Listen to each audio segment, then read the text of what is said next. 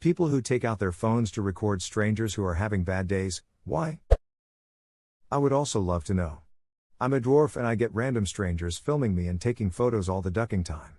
Whether I'm having a bad day or not, they are guaranteed to turn it into a bad day. Edit, since this is getting a lot of attention, thought I'd share an interview with Eugene Grant, a columnist for The Independent who, like me, has achondroplasia and lives in the UK. It also shows some footage he took of assholes who pulled this shit, bbc.co.uk. I've had random people take pics of me and I worry I'm going to end up being the next meme or something. My friend has shown me pictures of myself on their Instagram feed because I have an afro. Everyone thinks I put a ton of effort into it when in reality I'm too lazy to cut my hair a regular number of times a year. Same thing happens if you get lazy and grow a beard. Especially if you are a lady. One time we were driving through a neighborhood to get to my brother's, and this car was sitting in the center of the street. We stopped for a bit and they didn't move, so we slowly went around them. Nothing aggressive, we gave them time to go but they just sat there. 2 cars behind us did the same. Well, that must piss them off because they followed us and chewed out my husband and their reasoning didn't really make sense. I noticed his girl was filming. She probably thought my husband, a big white dude, was going to be aggressive to them. Instead he just told them they were in the middle of the road and to have a nice day. The guy kept going but we kept telling them to have a nice day and waited for them to leave. My husband was pissed but I told him he reacted the right way because they wanted to catch something on film and didn't. Imagine being so shitty that you try and bait strangers into a lawsuit. Have you seen those Russian scam videos where people will literally throw themselves at cars and their friend will come out of nowhere and claim witness? People are really only thinking about themselves. Someone did that to a friend of mine. Basically reversed their car into him, he was in a truck, and tried to claim that he rear-ended them. Luckily when the cops came, the car was still in reverse. I know you didn't just hit my Mercedes. Especially the ones that use filming you as a threat. I was just doing my job one day when this customer got extremely upset because she wasn't getting her own way and got her phone out and stuck it in my face and started filming. I really wanted to grab it out of her hand and launch it as far as I could but luckily I didn't take the bait and kept my job. I had a similar experience at my old job. Guy came in asking for a product and explicitly told me he intended to use it for felonious reasons and by company policy, I had to tell him that I could not sell him the item and that's when he started yelling at me, trying to get me agitated, whipping out his phone and yelling "You're going on live. Shit sucks and you gotta go through that just cause you're trying not to lose a job that doesn't pay enough in the first place."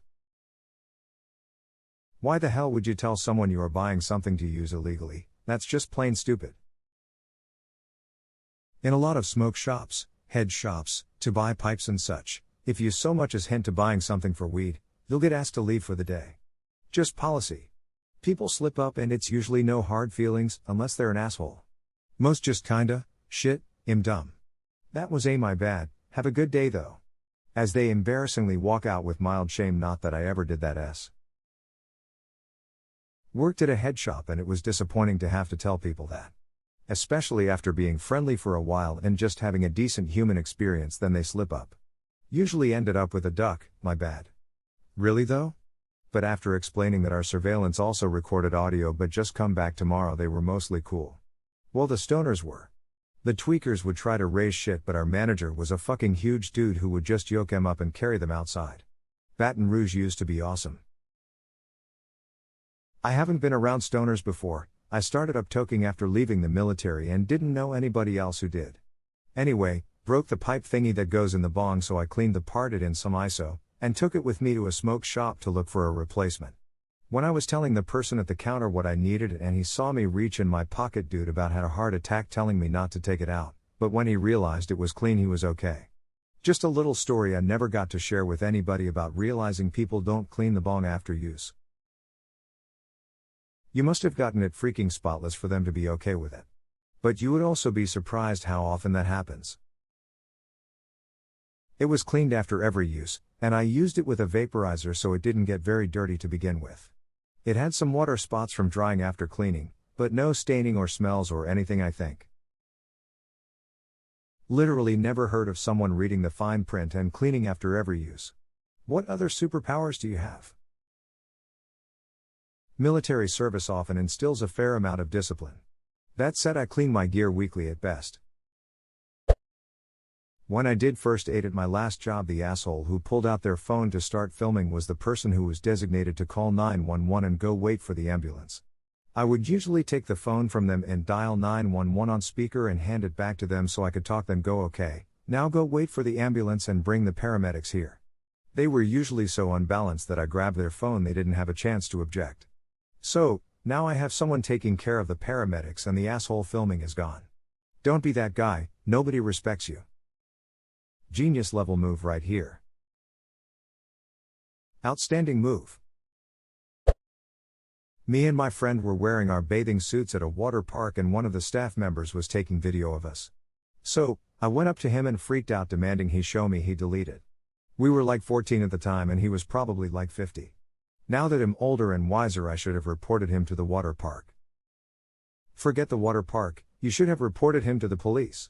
There's only one thing a man that age is going to do with a video of a girl that age, and we all know what it is. No, I absolutely should have. We were in a different country though and I was young and stupid. I didn't know what to do. It's not your fault. A 14-year-old shouldn't have to get wiser about sexual harassment and deal with it perfectly on the spot. The adult shouldn't do it. There was this really bad accident one town over where this dude from out of town ran past a stop sign and slammed into a van full of 3 or 4 children, the mother and the father. Some weren't wearing seatbelts. The father and son in the van survived with some injuries. The mother had a brain injury. 3 children died, 1 was unborn. The father recorded video after video about the event that happened. He documented every painful thing that happened to help him cope with what happened. He shared it all to Facebook to reach out to the community for help. This is all fine, but this man's wife had just lost 2 babies, and her unborn baby. She was in a coma, unlikely to wake up. In a turn of events, the wife woke up and began to rally. This is where I became grossed out. Shortly after she woke from her coma, the husband pulls out his phone and records himself telling his wife that they lost 3 of their children. He puts the phone in her face rather than console her. Then, he posted it online for the hundreds and hundreds of people following the event on Facebook. This woman just got out of a coma, and just received the worst news of her life, and this man put it online for the world to see. Absolutely disgusting. The wife died later on too. Terrible situation. I can't claim to know what I would do if it were me, but it was awful to see. I can't help but think about his surviving kid. Does he know what his dad is doing? Is he going to grow up only to find this awful footage? Are people going to constantly bring this up later in his life? I did it once when I saw a lady slapping the shit out of her boyfriend in public. I was only taking photos while having a stroll when it happened, and I thought that the cops would be right along. She eventually stormed off. He noticed me and started screaming at me to delete the video. I explained that it was evidence that he didn't start or participate in the fight, and he calmed down. Cops never came, we went our separate ways, and I deleted the video. I would have done it for anyone, no matter who. I don't even think about uploading it for people to snicker at public freakouts. I witnessed an assault once in broad daylight and managed to record the perp's face at the end. Gave it to the cops after the ambulance arrived. It was just my gut instinct, there's no way they're getting away with that. The victim needed reconstructive surgery. Because likes and views fill the void in insecure people.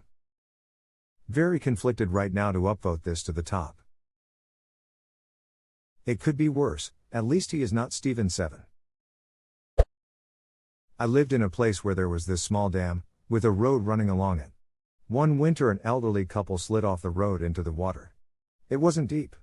But deep enough to drown if you are sitting down in a car. The first guy who pulls over leaps out and into the water and start trying to force his way into the car to pull them out. In a few moments later other people pull over. Everyone pulls out their phones. Not to call the emergency services, no. They start filming. The guy in the water screams at the other to help, to call the emergency services, to get in the water and get the people in the car out. Eventually the emergency services get there. One of the 2 in the car is dead, the other in a coma from hypothermia and an oxygen deprivation. They awake some days later to learn their spouse drowned. I don't actually have an answer to your question, but this was what it made me think of, and I just can't figure out why the duck people would be like this, and how the hell they live with themselves. Edit. So a few people have made some nice comments like, so you watched it and am telling us now? No. I read about it shortly after. There was a short interview with the guy who had jumped in the water. He was devastated. I lived a few kilometers away, and the first I knew of any accident was emergency vehicles going by at full speed with sirens on.